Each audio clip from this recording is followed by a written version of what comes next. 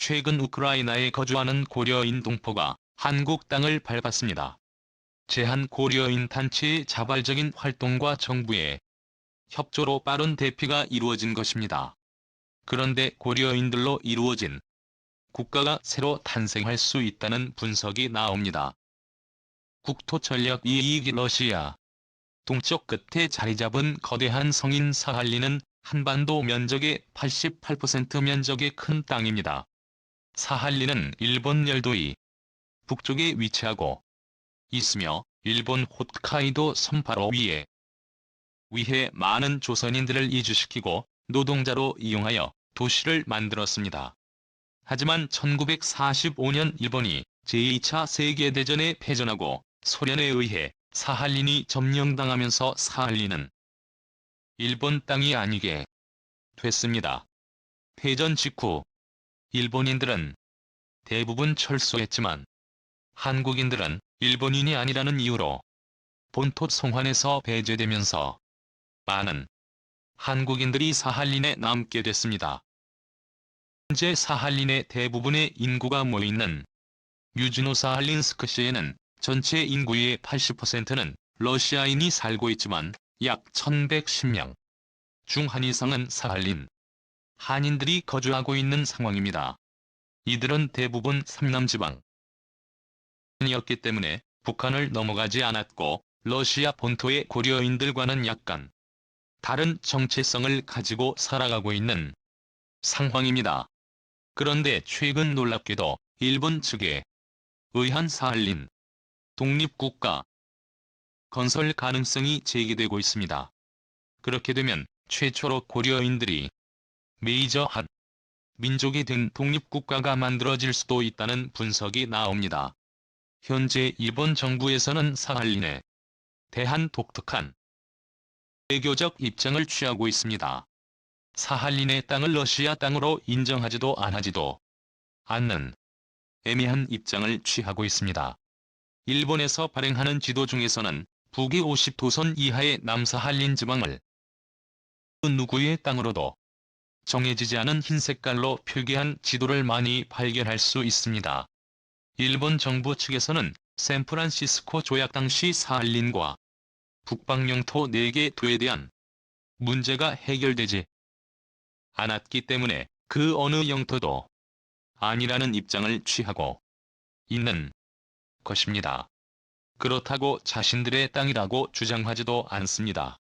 그 때문에 사할린 땅이 향후 러시아의 세력이 약해졌을 때 만주국과 같은 친일분 정권이 있는 을 세운다거나 1972년 류큐 열도를 미국으로부터 반환받은 것과 같이 러시아로부터 일본령으로 환받고자 한다는 분석이 나옵니다. 현재 일본은 사할린에 진출한 일본의 가스 회사들에 대한 사업을 철수하는 것을 망설이고 있는 상황입니다. 사할린에서 어마어마한 천연가스가 생산되자 일본 측에서 사할린에 막대한 투자를 한 것입니다. 만약 사할린 이 일본령이 된다면 파이프라인을 그대로 일본 열도로 연결하여 천연가스를 작업 이 일본령이 된다면 파이프라인을 그대로 일본 열도로 연결하여 천연가스를 자급자족이 가능한 국가가 되기 때문에 최근 증하는 천연가스 문제로 인해서 북방 영토 내 4개 섬을 비롯해 사할린의 분리독립에도 힘을 쏟을 가능성이 높습니다. 현재 러시아인을 제외한 이 지역의 가장 큰 민족 집단은 한국계 사할린인들로서 만약 분리독립이 이루어지게 된다면 최초의 한국계 민족이 우세가 된 새로운 민족 국가가 만들어질 수 있다는 관측이 나옵니다. 하지만 2011년 1월 프로 한국에서는 사할린 동포 지원에 관한 특별법이 시행됐습니다.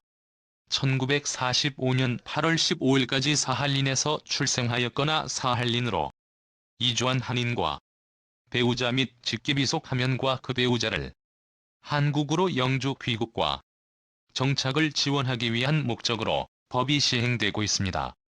2021년은 세계를 감탄 브랜드 위기 상황으로 중단됐으나 2012년 영주 귀국 대선 인원이 350명이 확정되어 2012년 10월부터 한국으로 오게 됩니다. 사할린 즉 한인연합회에 따르면 현재 3만여 명의 한인들이 사할린에 거주 중이며 외정태 건너간 1세대는 400명, 2세대는 5,000명이고 부모가 생존한 2세대는 1,500여 명으로 추산되고 있는 상황입니다. 사실 사할린 동포법 시행 이전부터 신청자가 1,000명이 넘기에 신청하면서 이렇게 데려가는 사할린의 한인들의 숫자가 점점 줄어들 수 있을 것이란 관측이 나옵니다. 현재 사할린 동포법에는 1세대 한인들과 그 배우자 그리고 직계비속 단 1명만 지원을 받을 수 있어 지원 대상을 더 확대해야 한다는 목소리가 나오고 있는 상황입니다. 하지만 사할린의 지속적인 한인 인구가 줄 향후 지정학적 변동이 생기게 될 경우 사할린에 대한 한국인들의 영향력이 대폭 축소되어 온전히 일본형으로 떨어지게 될 수 있다는 우려도 나옵니다. 이 때문에 완전한 한국으로의 귀국도 분명 좋으나 사할린 동포법에서 제외되는 직계비속 1인 외의 가족들에 대한 지원 방안 마련이 필요하며 즉 현지에서 잘 정착하고 현지에서 영향력을 가지고 살아갈 수 있도록 지원하는 방안이 마련되어야 한다는 지적도 나옵니다.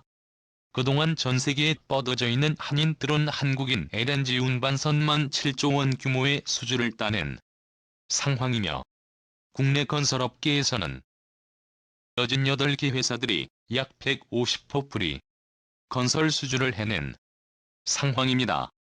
사할린에 한국 기업들이 많이 들어갈수록 현지 사할린인들의 고용 사정이 좋아질 뿐 아니라 한인들의 여기 사할린에서 더 확대될 수 있는 일입니다. 그 때문에 최근 일본과 러시아가 연일 충돌하는 코릴 열도 내 개선과 관련돼서 러시아와 일본의 충돌을 유심하게 들여다봐야 하며 사할린 지역이 일본의 영향력보다는 한국의 영향력이 확대될 수 있도록 지정학적 노력을 다해야 한다는 의견이 나옵니다. 현재 서방 측에서는 극동 러시아를 자유민주주의 국가로 떼어놓으려는 시도를 하고 있습니다. 호주 싱크탱크로의 소에서는 최근 블라디보스토크, 하바로프스크에서 발생한 반푸틴 시위와 관련해서 극동 러시아 지방이 러시아 연방에서 벗어날 수 있다는 해설을 내놓은 적이 있습니다. 우리의 연구소는 호주의 싱크탱크이지만 미 국무부 펜타곤 등 주요 기관과 협업하는 메이저 한 싱크탱크입니다. 만약 한국의 영향력이 극동 러시아 지방에서 최소화된 채로 극동 연해주 지방 그리고 사할린이 민주주의 국가로 러시아로부터 분리독립이 이루어지게 될 경우 사실상 일본의 패권이 해당 지역에 미치게 되어 한 통의 경제권에서 일본의 영향력이 더 커질 수 있는 상황이 될 수 있습니다. 하지만 사할린 한인들의 인구가 더 늘어나고 또 현재의 한국 기업들의 활동이 증가하게 된다면 한반도 연해주 사할린으로 이어지는 환동해경 국토전략기비 오늘은 이것으로 마칩니다. 감사합니다. 한국무원남